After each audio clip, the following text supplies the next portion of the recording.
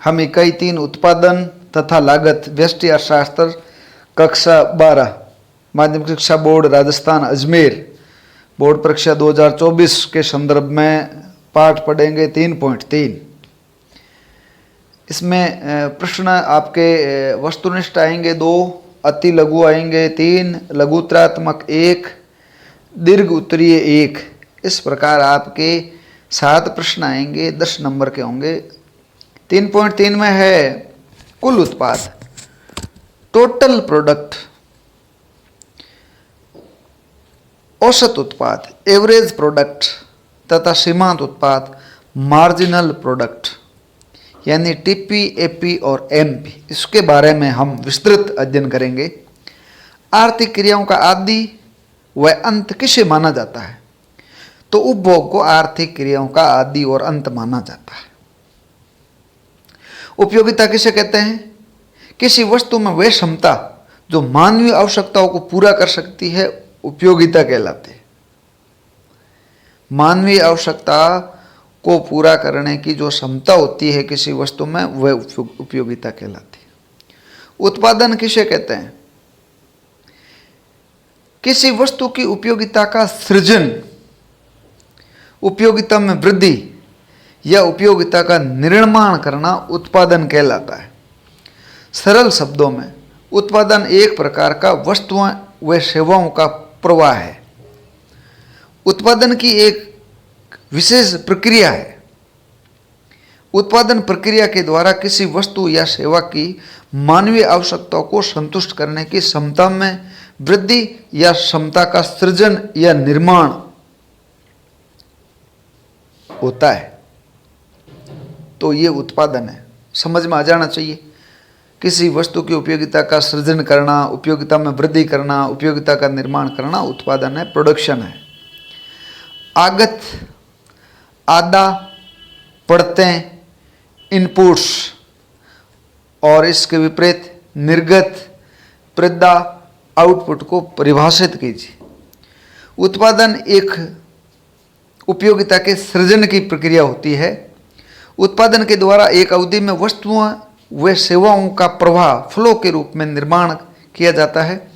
इस प्रकार उत्पादन कुछ साधनों जैसे श्रम, भूमि, पूंजी, प्रबंध, तकनीक तथा साहस या उद्यमशीलता, एल यानी लेबर, के का मतलब है पूंजी, एन का मतलब है भूमि, टी का मतलब है टेक्नोलॉजी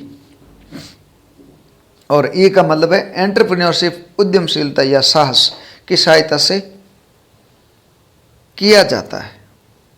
उत्पादन के साधनों को आदा या पड़ता या इनपुट्स कहते हैं। उत्पादन के जो साधन होते हैं उनको आदा, पड़ते या इनपुट्स कहते हैं। और वस्तुओं और सेवाओं के उत्पादन को प्रदा या निर्गत या आउटपुट कहते हैं।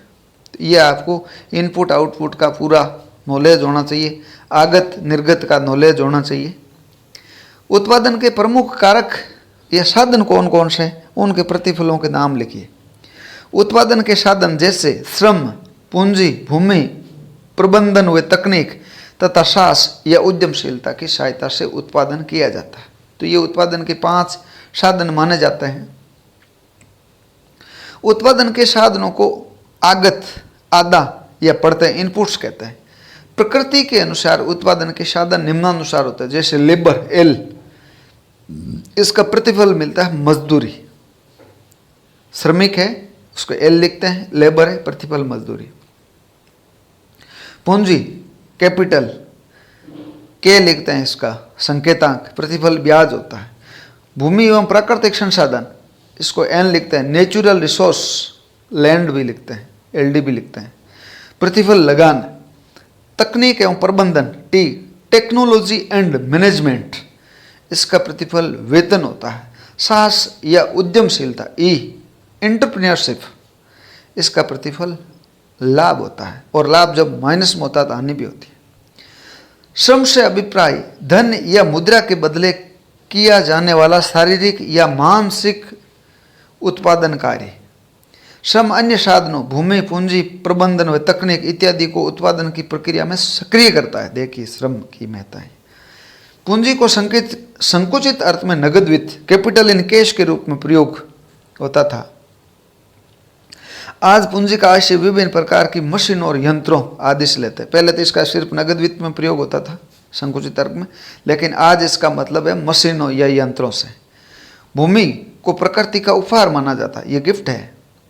भूमि में कृपणता का गुण पाया जाता है, अर्थात भूमि की मात्रा सीमित होती है और भूमि की उर्वरा शक्ति में भिन्नता पाई जाती है, इसीलिए लगान उत्पन्न होता है। ये लगान का जो सिद्धांत पढ़ेंगे रिकार्डो का, तो उसमें ये बात आएगी। प्रबंधन व तकनीक, टेक्नोलॉजी की सहायता से उत्पादन का संगठन, ऑर्गेनाइजेशन किया जाता है। आज उत्पादन के बड़े पैमाने पर संगठन विशेषज्ञों द्वारा किया जाता है।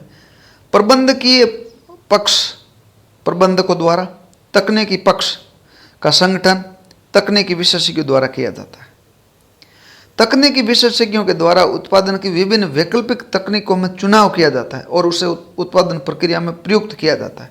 तो ये आपकी जो प्रबंधन और तकनीक है, ये इंपॉर्टेंट है।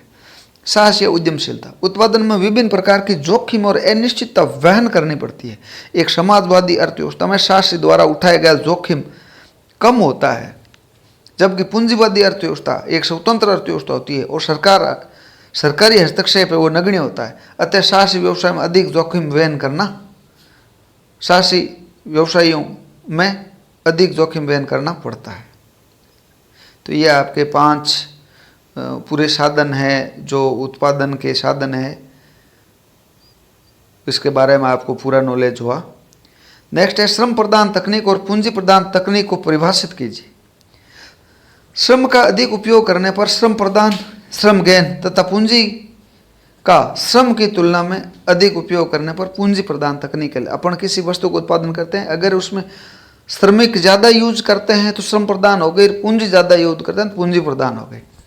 उत्पादन करने के लिए सस्ते साधनों को अधिक मात्रा में काम में लिया जाता है। जैसे पूंजी की तुलना में श्रमिक सस्ता हो तो अधिक श्रमिक का उपयोग किया जाएगा और श्रमिक का उपयोग करने पर श्रम प्रदान तकनीक कहलाती है।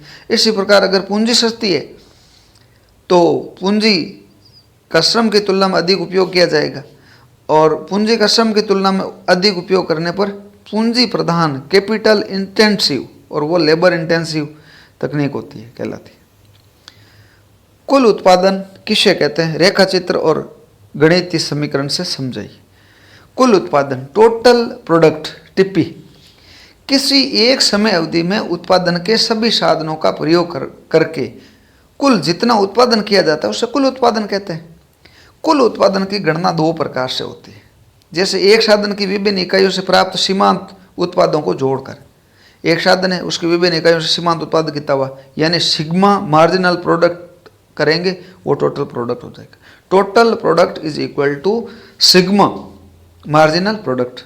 और दूसरा औसत उत्पाद को साधन की इकाइयों से गुणा करके, TP is equal to AP into साधन की इकाइयां, जैसे श्रमिकों की कितनी संख्या, ये इस प्रकार। औसत उत्पाद, एवरेज प्रोडक्ट, एपी किसे कहते हैं? रेखा चित्र और गणितीय समीकरण समझाइए। रेखा चित्र अगले जो बड़ा प्रश्न है उसमें बनाया हुआ मिलेगा, तो उसमें आप बिल्कुल इसमें और बना लेंगे। औसत उत्पाद, एवरेज प्रोडक्ट, एपी, कुल उत्पाद में परिवर्तनशील साधन की इकाइयों की संख्या का भाग देकर हम उस साधन श्रम संख्या के औसत उत्पाद की गणना कर सकते हैं। कहने का मतलब एपीएल ज्ञात करना है तो टीपीएल में एल का भाग दे दो, यानी लेबर का कुल प्रोडक्शन कितना हुआ उसमें लेबर की संख्या का भाग दे दो तो लेबर का औसत प्रोडक्ट आ जाएगा। सीमांत उत्पादन, मार्जिनल प्रोडक्ट यानी एमपी किसे कहते हैं? रेखा चित्र और गणितीय समीकरण से समझाइए। सीमांत उत्पादन, मार्जिनल प्रोडक्ट एमपी, किसी परिवर्तनशील साधन की मात्रा में एक इकाई का परिवर्तन करने के कारण कुल उत्पादन में जो परिवर्तन होता है उसे उस साधन का सीमांत उत्पादन कहते हैं। अर्थात MPL is equal to TP L upon delta L. Delta TP कुल उत्पाद में परिवर्तन और डेल्टा एल का मतलब है श्रमिक की इकाई, एक इकाई में परिवर्तन, श्रमिक इकाइयों में परिवर्तन करेंगे।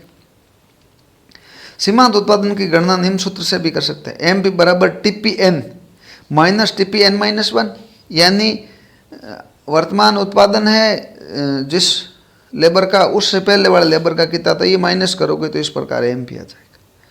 तो इस प्रकार आपको टीपी, एमपी और एपी का अच्छे ढंग से नॉलेज होना चाहिए और ये समीकरण उदाहरणाएं अच्छे ढंग से तैयार करें। अर्थशास्त्र स्कोरिंग सब्जेक्ट है, अच्छे नंबर आने जरूरी है।